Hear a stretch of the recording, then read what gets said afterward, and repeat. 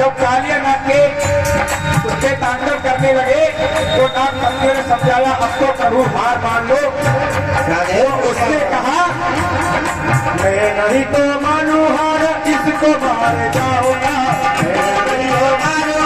इसको मार जाऊंगा, इसको पहले खाऊंगा तुझको बाकी मारूंगा, इसको पहले खाऊंगा बाकी तुझको मारूंगा, इसको पहले खाऊंगा तुझको बाकी मारूंगा, इसको पहले खाऊंगा बाकी तुझको मारूंगा। भगवान कृष्ण ने एक ठुमका लगाया और उसका गोविंदा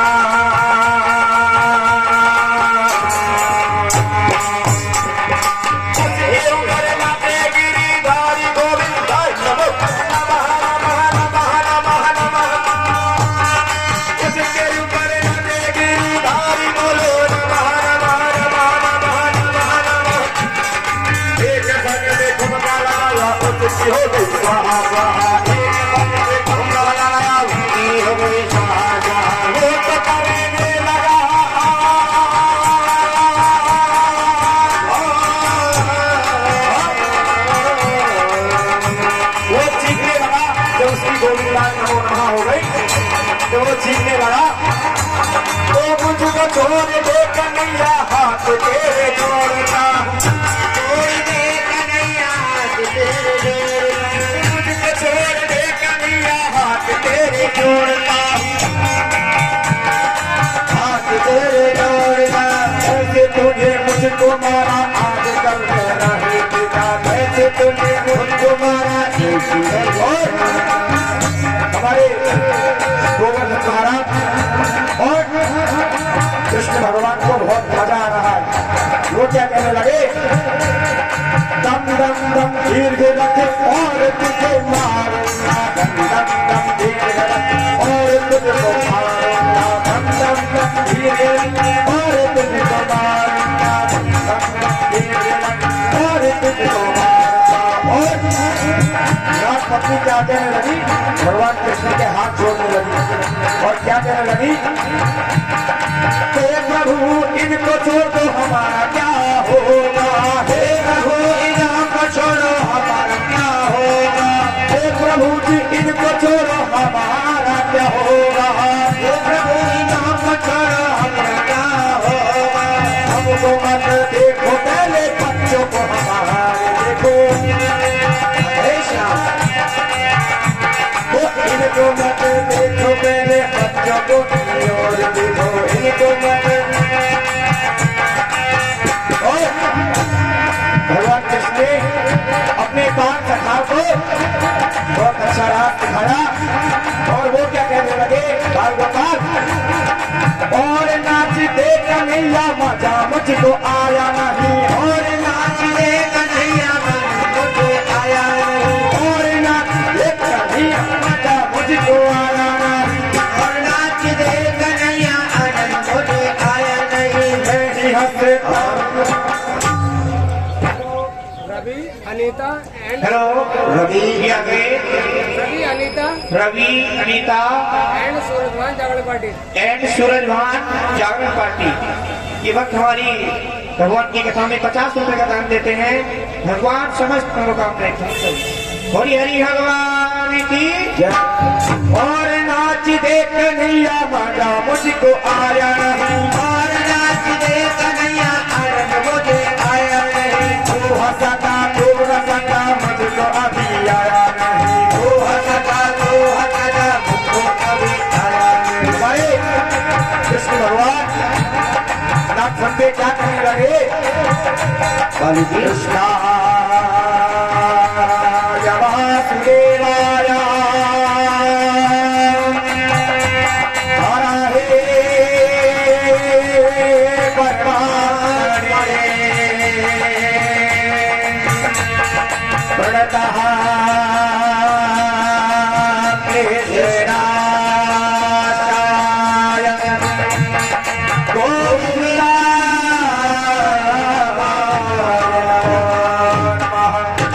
सभी musical group and sound service hello operator Surajbhan. ये फिर वही आगे सूरजभान जागरण पार्टी, ये हमारे पूरे म्यूजिकल ग्रुप को 20 रुपए पुरस्कार देते हैं, सबके लिए बार बार धन्यवाद। Operator sound service operator Surajbhan और साउंड सर्विस ऑपरेटर साउंड का साउंड भी है भैया, एक बार सेवा का मौका अवश्य दें।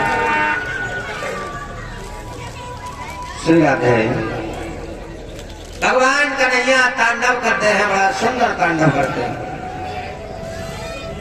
कालियानाथ पर कृपा करते हैं और उनकी धर्मपत्नी आती है, प्रभु इनको बहुत दंड मिल गया, अब क्षमा करो भगवान क्षमा करो।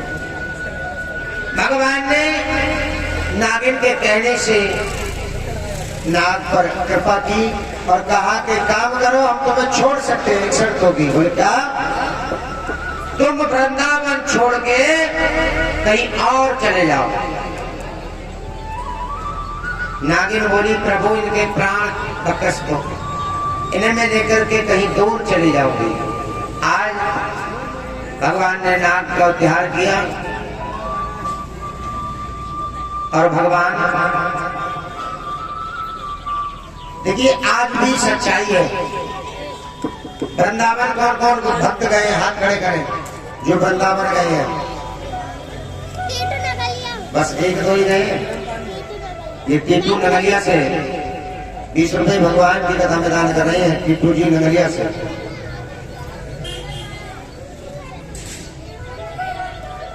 देखिए प्रभु ने चाहा तो हम प्लान बना भी रहे हैं जनवरी फरवरी के महीने में वृंदावन धाम जाने की, यहाँ से बस लेकर के जाने की। अगर मेरे ठाकुर जी का बुलावा हुआ तो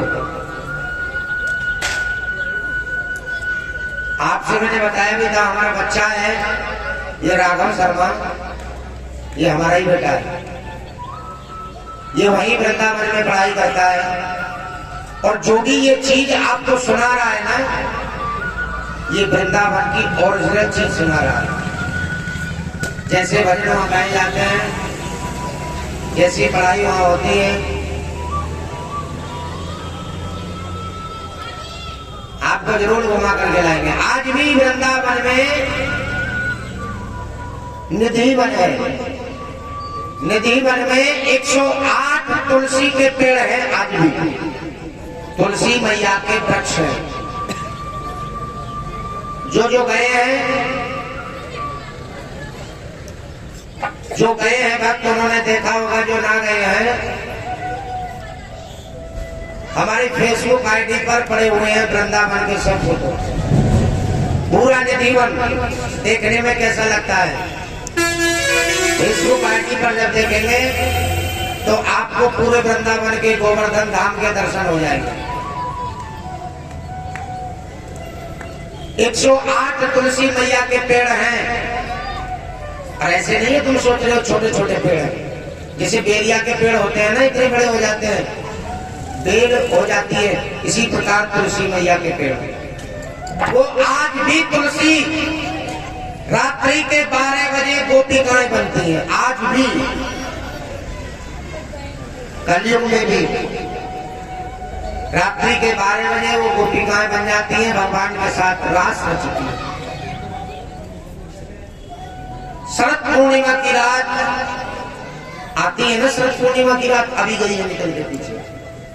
उस रात अगर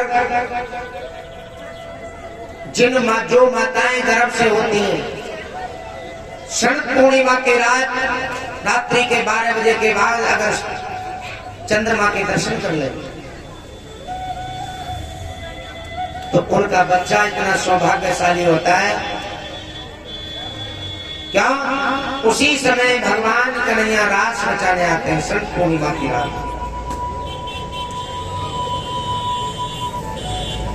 जब भगवान बांसुरी बजाते हैं ना, तो गोपिकाएं दौड़ दौड़ करके चली आती हैं। और गोपिकाएं ऐसे नहीं कभी तुम समझ रहे होगे सब कुंवारी होंगी, नहीं, भगवान कन्हैया कुंवारे थे, लेकिन जो रास रचाती थी ना भगवान के साथ, वो सब विवाहित थी, सबके विवाह हो चुके थे। भगवान कन्हैया रास की तैयारी कर रहे हैं। आज गोपिकाएं, भगवान ने जब बंसी बजाई तो राधा ने कहा प्रभु ये बंसी मत बजाओ। बोले क्यों? अरे जब तुम बंसी बजाते हो ना तो ये विवाहित महिलाएं अपने पति के पास से उठ करके आती हैं, कितना गलत प्रभाव असर होगा। उनके पति पूछेंगे तो क्या जवाब देंगे? तुम्हारी बांसुरी में वो धुन, वो मधुर आवाज है प्रभु, तो वो चली जाती है, मत करो ऐसा। भगवान ने जो बंसी बजाई तो गोपिकाएं उठ के चली आई। भगवान ने पूछा एक बात बताओ, तुम रात्रि के 12 बजे अपने पति के पास विश्राम कर रही हो और तुम रात्रि के 12 बजे यहाँ आओ मेरे साथ रास रचाने, तो क्या ये पाप नहीं होगा? भगवान ने पूछा। देखिए बातें ना करें। गोपिकाओं ने जवाब दिया प्रभु पाप कैसे होगा ये तो बताओ। बोले अरे वो तुम्हारे पति हैं, तुम अपने पति को अकेला छोड़ करके और मेरे साथ यहाँ रास रचाने आई हो रात्रि के 12 बजे, तो ये पाप होगा। तो बड़ा सुंदर जवाब दिया गोपिकाओं ने कि प्रभु आप कौन से पति की बात कर रहे हो? अरे मैं आपके पति की बात कर रहा हूँ। गोपिकाओं ने जवाब दिया प्रभु पति भी तो होते हैं ना, वो हमारे देह पति हैं, हमारे शरीर के पति हैं, लेकिन अपने पति को शरीर छोड़ करके मैं प्राणपति के पास आ गई। बोले गोविंद भगवान की तुम तो प्राणपति हो ना, और मेरे नहीं, तुम जगत के पति हो। भगवान बोले बात तो सही। भगवान ने परीक्षा लेनी चाहिए, भगवान ने गोपिकाओं की परीक्षा लेनी चाहिए। भगवान ने कहा एक बात बताओ, तुम्हारे पति हारे थके हुए कहीं से आए, आकर के विश्राम करने लगे और तुम पैर दबाने लगी पति के, और तुम्हारे पैर दबाते दबाते पति को नींद आ रही है, अगर तुम 1 मिनट के लिए भी हट गई तो पति की नींद खुल जाएगी।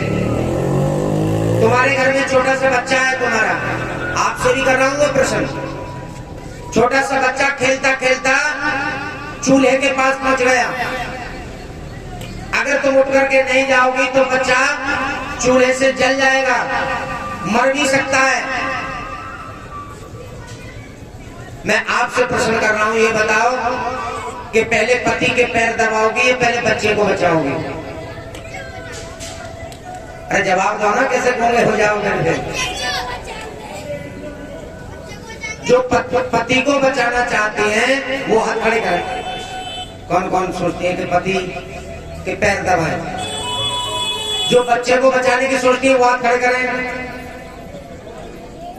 यही तो ज्ञान की कमी है। अरे माताओं, अगर पति सुरक्षित है तो न जाने कितने बच्चे तुम्हें मिल जाएंगे, और पति की नींद जाग गई तो कितना बड़ा पाप हो गया है। अगर आपसे पूछने लग जाए कोई तुम्हें बेटा प्यारा है या पति, तो तुम तो बेटा को कहोगे हैं।